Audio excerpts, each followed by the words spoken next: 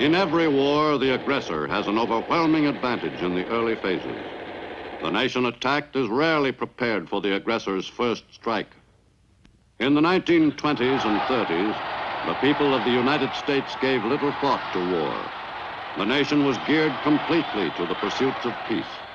But in 1940, the picture changed abruptly, and a year later, peace was only a memory.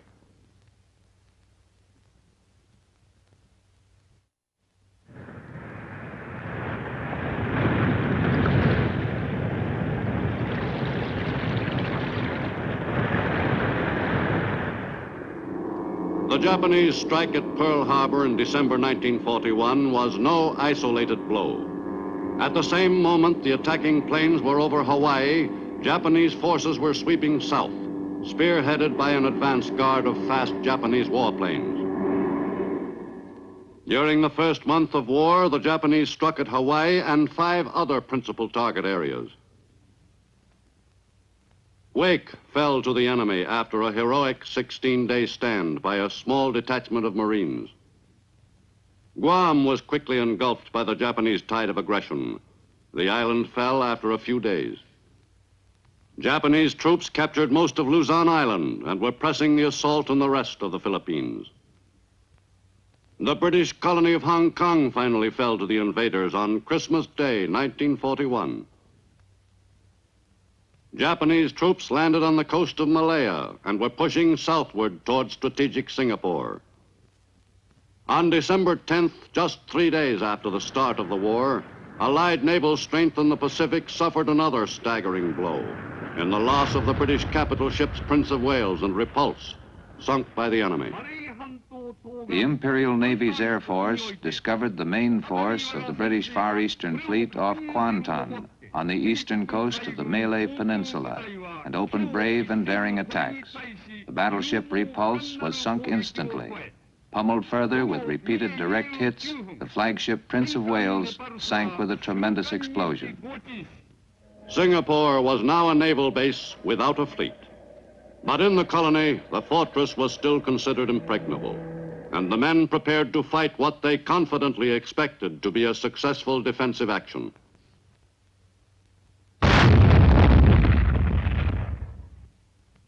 Morale in Singapore had dropped after the loss of Britain's 2 great warships.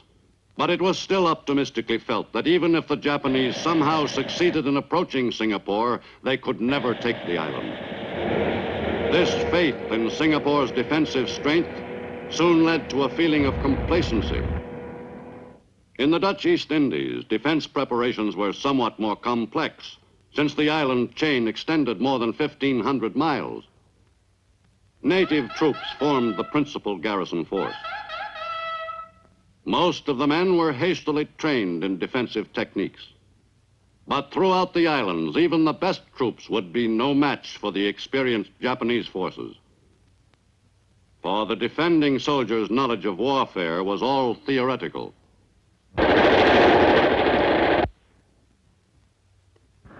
The Japanese pattern of conquest called for an ambitious series of coordinated strikes and invasions before the Allied forces had a chance to recover from their initial shock. Even before December 8th, Japanese units were en route to invasions of the rich countries of Southeast Asia and the islands offshore. The success of these attacks depended to a large extent on the element of surprise. In the early morning of December 8th, Japanese troops headed for shore at a number of points along the coast in the northern part of Malaya. Thus, from beachhead several hundred miles north of Singapore was the campaign against that fortress begun.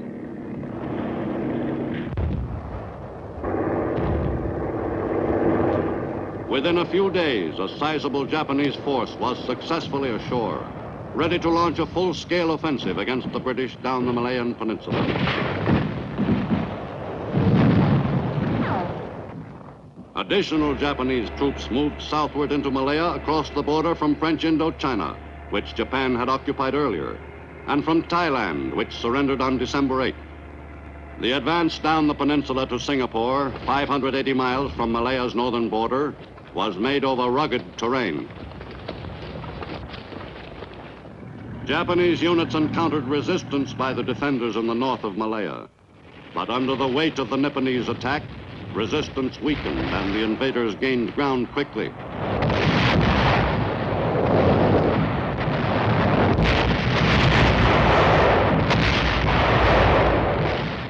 Although the campaign down the narrowing peninsula should have been a difficult one for the invaders, they pressed onward rapidly against little resistance. The Malayan campaign was one of the most successfully fought actions in the series of Japanese assaults in December 1941. Within 3 weeks, Japanese forces had seized all of Malaya, south to a front less than 100 miles above Singapore, in the state of Johor. In Malaya, Japanese adeptness in tropical fighting triumphed over a defensive force ill-prepared for that kind of battle. Beginning on December 8th, Japanese planes regularly bombed Singapore, the prize of the Malayan campaign. The Jap bombers had a relatively easy time of it, as the Allies had no sufficient force of fighter planes in the area to combat the attacking bombers.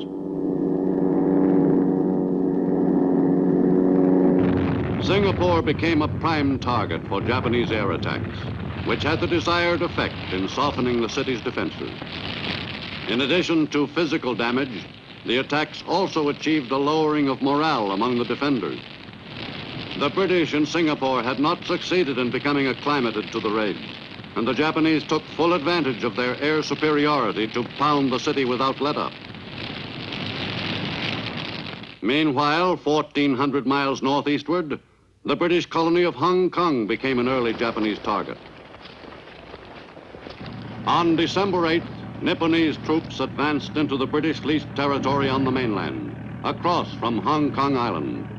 6 divisions made the attack against determined but ineffectual resistance on the Kowloon Peninsula. With the British territory on the mainland completely won, the Japanese turned their attention to Hong Kong Island. After a siege of 16 days, the invaders forced a surrender and took over control of Britain's great Far Eastern port city. With the capitulation of Hong Kong on Christmas Day 1941, the last major port into free China was lost. Lack of manpower was the key to the fall of Hong Kong, and the Japanese troops had their assignment made still easier by a poorly organized defense of the island stronghold.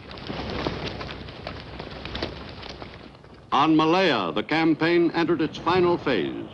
In early February 1942, Japanese troops pushed across Johor Strait and entered Singapore, the supposedly impregnable fortress. The invaders pressed the attack. In their final heavy offensive, the Japanese took a considerable number of prisoners who had never expected that this unpalatable situation could ever come to pass. On February 15th, the British defenders indicated that they were prepared to discuss negotiations toward a surrender. Led by Lieutenant General A.E. Percival, commander of the British force, and escorted by a Japanese officer, a British delegation proceeded to the Ford building to talk terms with Lieutenant General Tomoyuki Yamashita, commander of the Japanese forces. Yamashita, the famed Tiger of Malaya, was anxious to get on with the business at hand. The British asked for time before deciding officially whether to agree to Japanese terms. But Yamashita refused to give an inch. His terms were immediate, unconditional surrender. The British wanted overnight, or at least a few hours, to consider the demand.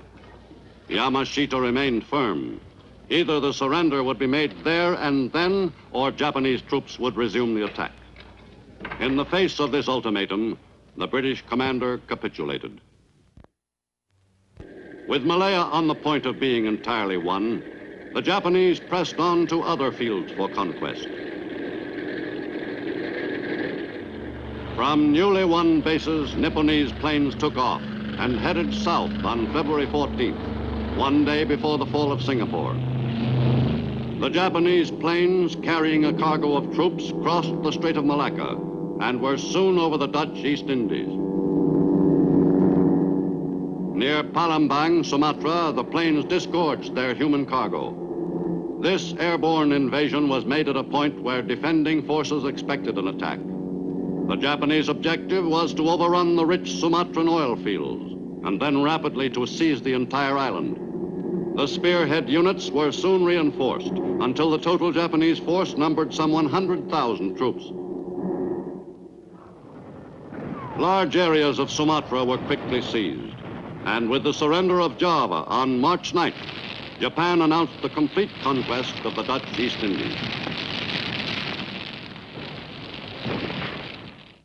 Japan's program of aggression had extended its control to the very shores of Australia, only a few hundred miles from forward Japanese bases.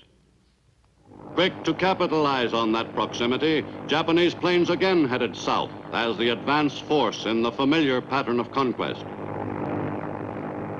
On the morning of February 19th, 1942, a Japanese air striking force crossed the sea separating the Indies and Australia. The Aussies had their first intimation of the attack when the lead planes were spotted over Bathurst Island, just off Australia's northern coast. The first warning was sent at 9:37 a.m. By then, a large formation of enemy planes was crossing over Bathurst. The Air Raid Spotters Filter Center went into action at once and relayed the vital information relating to the plane's course to the Royal Australian Air Force. The RAAF sprang quickly to the defense of the port city of Darwin.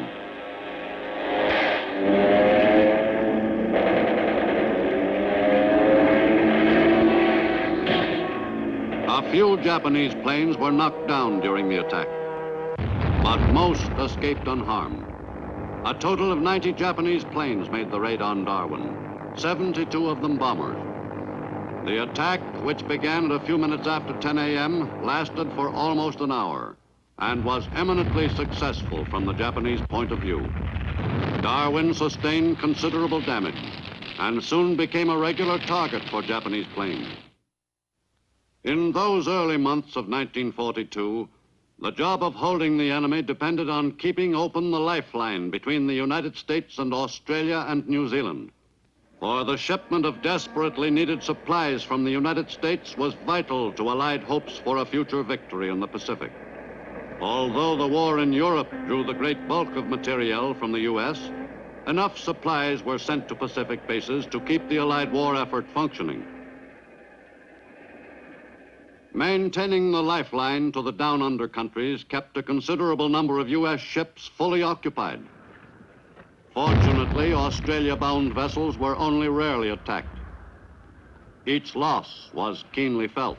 However, all of our massed effort is none too great to meet the demands of this war. We shall need everything that we have and everything that our allies have to defeat the Nazis and the fascists in the coming battles on the continent of Europe and the Japanese on the continent of Asia and in the islands of the Pacific. The United States turned its full attention to the job of winning the war on both fronts. It was apparent that productive capacity would prove the deciding factor in the winning of World War II. Luckily, American industry was partially on a war basis at the time of the Japanese attack on Pearl Harbor. Lend-lease and defense appropriations had greatly accelerated war production before the U.S. was itself actively at war. The Pearl Harbor attack provided the stimulus to American industry to convert thoroughly to a war basis. In a relatively short time, the weapons and vehicles of war were being produced in quantities which would have been considered impossible half a year earlier. American industry was delivering the goods to Australia and Egypt, to China, England, and New Caledonia, to Persia and Alaska. American industry produced weapons and equipment not only for American armies, but for Allied forces all over the globe. Before the U.S. had been at war a year, American industry was producing more materiel than all the Axis nations combined. The U.S. was clearly supreme at the business of turning out the machines of war. Equally important was the job of training the men who were to use that equipment. Preparation for battle in modern warfare meant strenuous training for the men who were to fight it. Especially in the Pacific theater, the men had to be prepared for battle conditions and tactics that had no precedent in American military history. The gentle art of killing a man is to get him on the ground and kick him in this manner. See? Sure. And when he comes, I get him through and I kick him. Now, come on, only you do that. Zip, come on. The business of becoming a knowledgeable fighting man required great versatility and techniques of attack. All right, men, get your guns loaded. We're going down this village street. Clean it out. I want you to remember the enemy's at the other end of the street. You want to move fast, keep under cover, and shoot him first. In those early months of the war, many soldiers were trained in types of warfare which they would never experience. Many units, later sent to the Pacific theater, had no training in jungle warfare. But thousands of soldiers and Marines were trained under actual battle conditions, with live ammunition. All this disagreeable training was to prove its value quickly, when the men found themselves in similar situations in combat against the enemy. In anticipation of a war in the Pacific Basin someday, the U.S. Marine Corps had been experimenting in techniques of amphibious warfare since the early 20s. Landing exercises had been part of the Marine curriculum for 7 years before World War II. With war in the Pacific a reality, the Marine technique of amphibious warfare was about to meet its sternest test. On both coasts of the U.S., new soldiers and Marines learned how to make a landing. And even more important, how not to make a landing.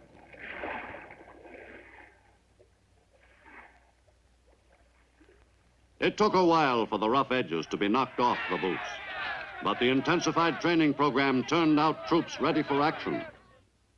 In command of the men who were destined to seize the offensive in the first Pacific invasion were generals with a thorough groundwork in amphibious warfare. Men like General Alexander Vandergrift, soon to be commander of the 1st Marine Division. Marine training also stressed close air support of ground forces in all large-scale tactical exercises. Vehicles designed especially for use in amphibious operations were beginning to come off the production line. Though no one knew for certain in early 1942 just how the Japanese planned to defend their island fortresses, America's invading forces were well prepared for almost any eventuality. The time was approaching when freshly trained U.S. troops would help defend the free world against the aggressors. The day will come. It will come when British and American armies march into countries not as invaders, but as liberators. And when from the soil there spring up in passionate hope and valiant effort the peoples who have been held down under a cruelest of barbarian yoke. The U.S. Navy had embarked on a new program of building up its strength before the attack at Pearl Harbor plunged the U.S. into war in the Pacific. For Navy leaders realized that if the U.S. were to become involved in World War II, her Navy must be prepared to wage effective warfare with vessels which could outmatch anything an enemy could put afloat. On that basis, America's new Navy was developed. After Pearl Harbor, the reinforcement of America's badly crippled Pacific fleet was of top priority urgency. While the U.S. Navy fought a holding action in the Pacific during the early months of 1942, production was rushed on new ships, among them new carriers, from whose decks American planes would carry the fight to the enemy. Before many months passed, the Navy's score with the Japanese would be pretty well settled.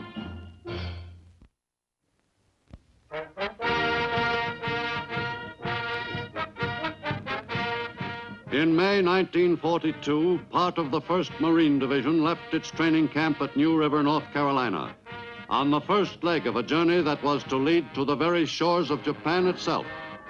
The men who were to make the first American assault of World War II embarked on their trip in high spirits.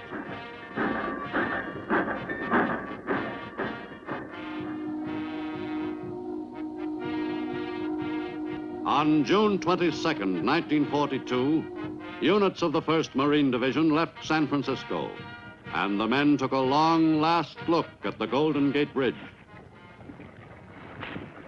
For several weeks, their ship was to be home to the men of the 1st. The convoy headed west, bound for a destination known only to the brass. They weren't telling, but everyone on board had his own private hunch. Wherever it was, the men knew who would be there to greet them, and they prepared carefully for that occasion. All the men on board had been looking forward to that day for some time. Occasionally, the trip had its lighter moments.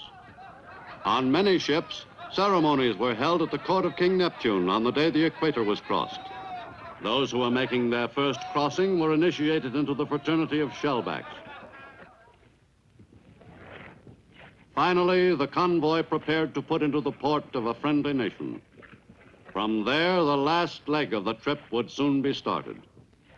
For many of the men, this was their first sight of foreign soil. Most of them had never expected to see a country as remote as New Zealand. The 1st Marine Division arrived at Wellington in mid-1942, and the stage was set for the launching of the first counterblow at the enemy. To the division's commanding officers, speed was a most vital consideration, for they were soon to find that they had only a few weeks in which to toughen up the assault troops in final training, to stage a rehearsal of the planned attack, and to complete the 7-day trip to the enemy-held island, designated as the objective to be seized.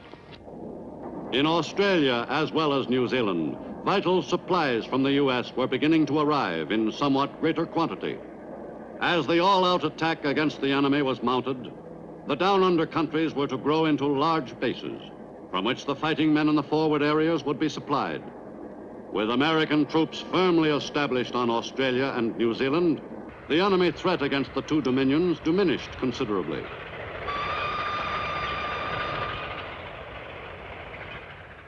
The setting for the camps was new, but otherwise the pattern wasn't very different from the routine the men had followed in camps in the U.S.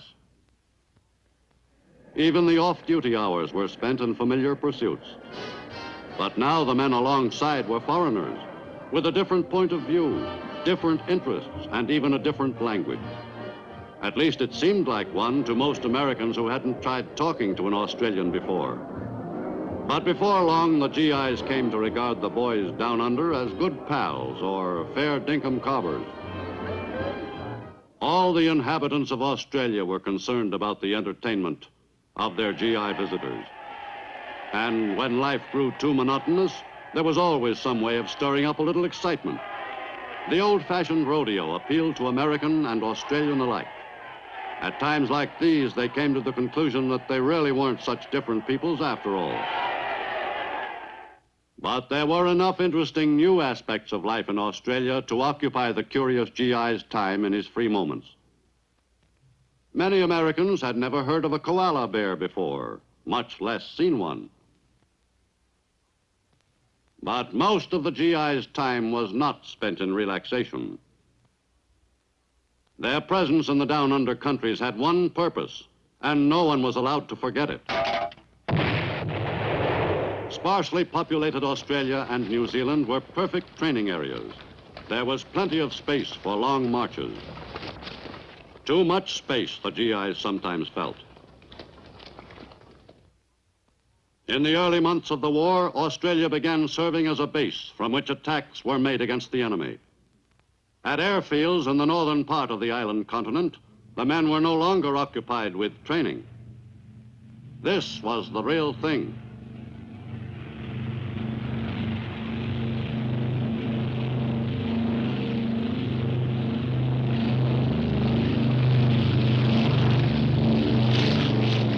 U.S. pilots kept the Japs in New Guinea off balance in those first bleak months of war.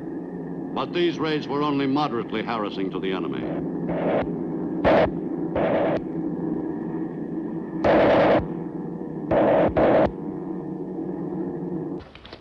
Meanwhile, the Japanese sweep southward continued. In the Philippines, invaded on the day of the Pearl Harbor strike, the Japanese consolidated their early gains and set about seizing control of all the island.